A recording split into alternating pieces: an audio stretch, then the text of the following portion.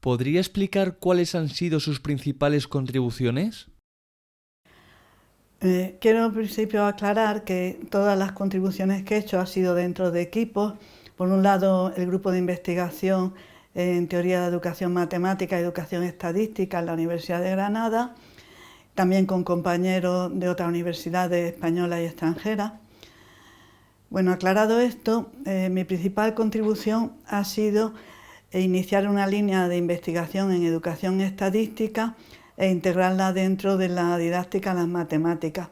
Pues cuando yo empecé aquí en Granada, había estado enseñando estadística en la universidad en distintas carreras y también había hecho trabajo de consultoría estadística con compañeros de distintos departamentos, por ejemplo, incluso de prehistoria, de geografía, y había apreciado la dificultad que tenían para entender conceptos estadísticos avanzados como el test de hipótesis. Y por eso las primeras tesis que dirigí en el departamento de Granada fueron sobre temas avanzados como el contraste de hipótesis o el teorema central del límite o el intervalo de confianza. En aquel tiempo, como había muy poca gente investigando en educación estadística, porque no había estadística en la enseñanza primaria, sino que se empezaba a enseñar estadística a partir de los 14 o 15 años. Pues yo busqué compañeros en otros países, en Inglaterra, en Estados Unidos, amigos, y empecé a trabajar con ellos y poco a poco nos fuimos reuniendo y creamos la Sociedad Internacional de Educación Estadística, IASE, y de ahí esta sociedad ha organizado congresos internacionales de educación estadística, también ha promulgado revistas, por ejemplo la revista Statistics Education Research Journal, y empezó el interés por la enseñanza de la estadística en la escuela.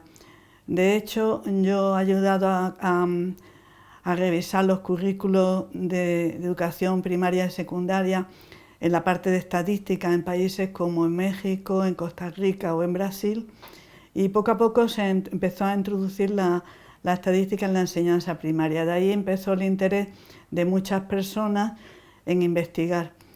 También debido a los congresos estos internacionales de educación estadística, que yo organicé uno en Brasil, y de ahí muchas personas latinoamericanas empezaron esta área y así poco a poco se ha ido desarrollando. También empezó a interesarse por la estadística la Comisión Internacional para Enseñanza de las Matemáticas, el ISMI, y organizó un estudio conjunto con el IASE dedicado a la estadística en la escuela y la formación de profesores.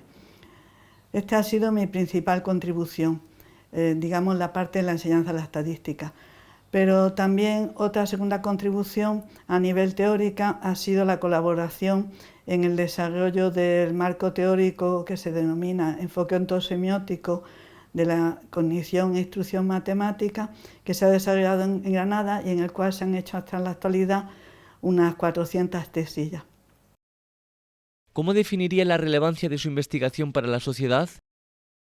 Bueno, si me fijo en la parte que yo he desarrollado más, que ha sido la estadística, primero, pues todos somos conscientes de que cada vez hay más noticias con información estadística en la internet, en la prensa, con gráficos, con porcentajes, con datos de probabilidad. Simplemente, por ejemplo, cuando vemos el clima, que nos hablan del clima, siempre nos están hablando de pronósticos, de probabilidades. Y por otro lado vemos la cantidad de riesgos que hay hoy día. Hemos todos sufrido el riesgo de las danas o los incendios forestales. Y entonces es muy importante que la gente entienda las estadísticas. Otro caso, cuando tuvimos la COVID, todos los días nos estaban dando la Dirección General de Sanidad los datos de contagiados, de infectados, de vacunados, y nos ponían restricciones como estar encerrados en la casa o vacunarnos. Entonces la gente tiene que entender las decisiones de los políticos. Si no entiende la estadística, no puede ser un ciudadano bien informado. Y por otro lado, la matemática en general es fundamental tanto para la ciencia, no solamente en la ciencia como estamos acostumbrados, la ciencia, la física, la química, la biología, por supuesto, sino también para las ciencias humanas, para la geografía, para la psicología, la economía, la política, e incluso para el derecho. Ha habido muchos casos en el derecho, incluso se habla de un sesgo que se denomina la falacia del fiscal, donde ha habido juicios, por ejemplo el caso Dreyfus a final del siglo XVIII, o el caso Wanninkoff, o el caso de Sally Clark, que personas inocentes han sido enviadas a prisión por un fallo en el juicio, por el fallo de interpretación de las probabilidades condicionales. Entonces, por eso pienso que es muy importante este avance. ¿Cómo nació su vocación por las matemáticas? Mi afición por las matemáticas, en realidad no recuerdo cómo nació, porque siempre me han gustado las matemáticas. Yo en la escuela me parecía una asignatura sencilla porque no necesitaba memorizar y yo tengo poca memoria. Entonces, comparado con la historia, que tenía que recordar fechas, me parecía una cosa muy sencilla. Había que estar atento a la clase, estar atento para escuchar lo que te explicaban. Cuando llegabas a casa, pues repasar tus apuntes y con eso un poco te bastaba. También mi padre era un gran aficionado a las matemáticas. Mi padre incluso llegó a estar suscrito a la Gaceta que publica la Real Sociedad Matemática Española. Tengo ahí en la estantería, tengo revistas ahí encuadernadas, la Gaceta Matemática, desde incluso el año que yo nací, el año 49, tenía él estaba suscrito, las encuadernaba, tenía muchos libros de matemática. Él era ingeniero de camino y fue compañero de estudio del padre Alberto Dou, que fue un gran matemático, y llegó a ser profesor mío en la universidad. Entonces yo pienso que fue mi padre el que digamos, la chita callando, me impulsó este interés por las matemáticas. ¿Qué aspectos de su trabajo le resultan más motivadores y cuáles son los más difíciles? Dentro de mi trabajo, a mí siempre me gustó mucho dar las clases, porque he tenido suerte con los estudiantes. Yo he dado clases, bueno, en Jaén daba clases también a biólogos, a ingenieros, a farmacéuticos, pero era un colegio universitario pequeñito, de forma que eran grupos reducidos, ¿no? Y era agradable. Y aquí en Granada, en la Facultad de Educación, a futuros profesores de primaria, en el máster de profesorado, licenciados en matemáticas o ingeniería o física que se preparan para las oposiciones de matemáticas, que son ya licenciados, y también en los cursos de máster y doctorado, que también son licenciados. Entonces los estudiantes han sido estudiantes muy motivados, interesados y trabajadores. Entonces para mí ha sido muy bonito dar las clases. Me ha gustado mucho también todo lo que es la producción científica, el escribir libros, el escribir artículos, colaborar con personas de distintas ciudades o de distintos países, el discutir con ellos, el asistir a los congresos, dar ponencias o escuchar las ponencias de otros. Eso me ha gustado mucho. Y lo que menos me ha gustado ha sido el trabajo administrativo que siempre conlleva. El profesor siempre piensa uno que está dando clase, pero tiene mucho trabajo administrativo. Por ejemplo, para poder ir a los congresos, pues y para poder comprar los ordenadores o materiales, necesitas financiación mediante proyectos de investigación. Y nosotros hemos tenido suerte de que hemos conseguido, siempre a lo largo del tiempo que he estado aquí en Granada, siempre hemos tenido proyectos activos concedidos por el Ministerio. Pero para preparar esos proyectos necesitan una cantidad de papeles, de formularios, de seguimiento constante, cada factura, cada cosa.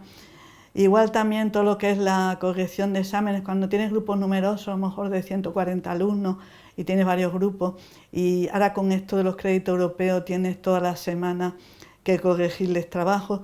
Ese trabajo administrativo ha sido para mí el más tedioso. ¿Cuál cree que es la clave del éxito en la investigación matemática? Pues en la investigación se necesitan varias cosas desde mi punto de vista.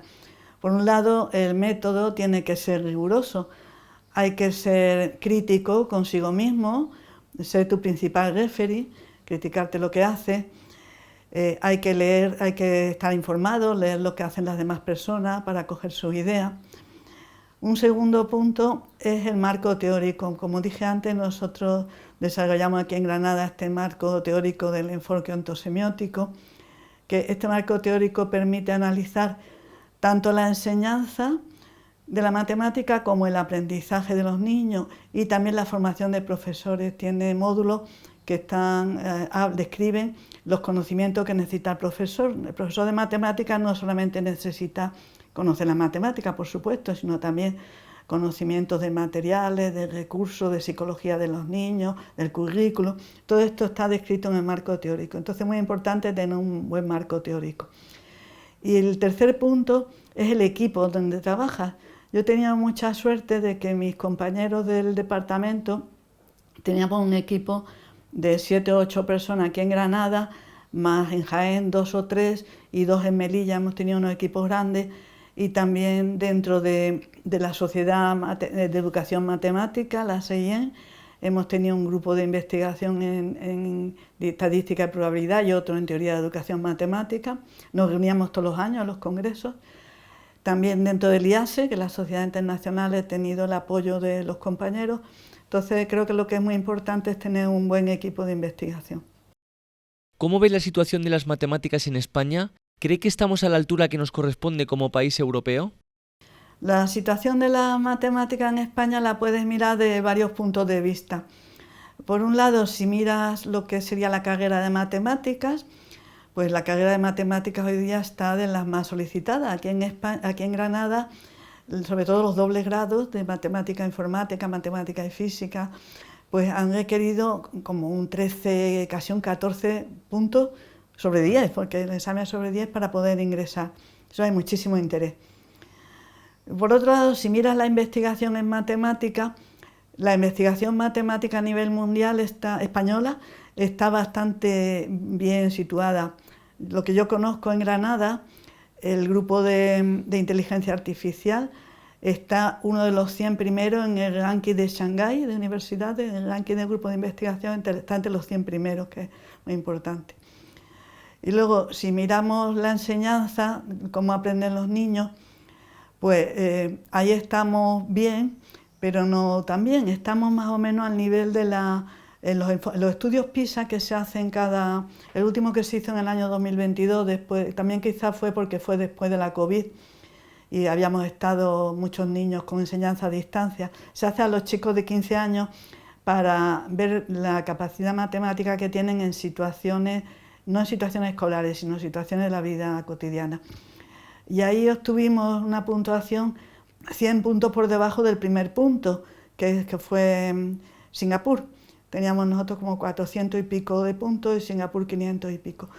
Pero luego, si comparas con los países de la OCDE, estamos más o menos, a lo mejor un poquito más bajos que algunos países y otros poquito más altos. Y luego dentro de España hubo comunidades como Cantabria o Galicia que estaban bastante por encima de esta puntuación que te he dicho, o sea que también varía según las comunidades. Pues para resumir, tanto en investigación, en la parte de investigación está muy bien situada España.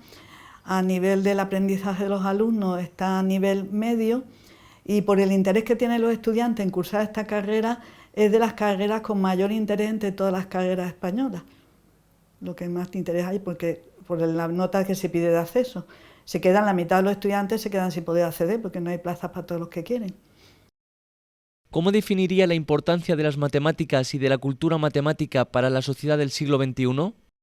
Bueno, para la sociedad es muy importante tener una buena cultura matemática porque, como dije antes, es la base de toda la ciencia. Entonces, un país sin ciencia tampoco puede tener tecnología, porque la tecnología se basa todo la tecnología no surge del vacío, surge de la ciencia. Y entonces, un país que no tiene tecnología, ¿qué pasa? Que depende de comprar todo al exterior, todos los productos, todos los desarrollos, todas las patentes, se queda atrasado. Entonces, un país sin una cultura matemática es un país que se queda atrasado.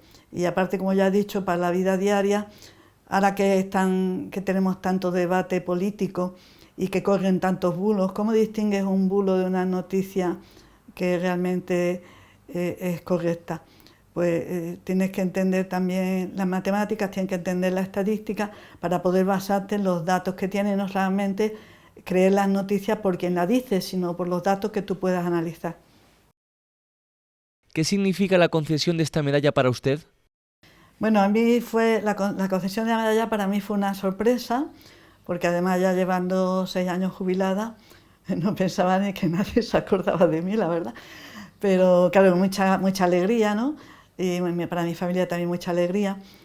También ha significado para mí el reconocimiento, más que de lo que yo haya hecho, el reconocimiento de la importancia del área de didáctica de las matemáticas como una investigación y un área importante dentro de la matemática en sí mismo, la importancia que tiene la didáctica para la matemática también. Y también ha supuesto a nivel personal mucha alegría porque muchas personas me llaman y me felicitan y me muestran el cariño, y veo este cariño que hay detrás de las personas y cómo ellos se alegran por la concesión del premio.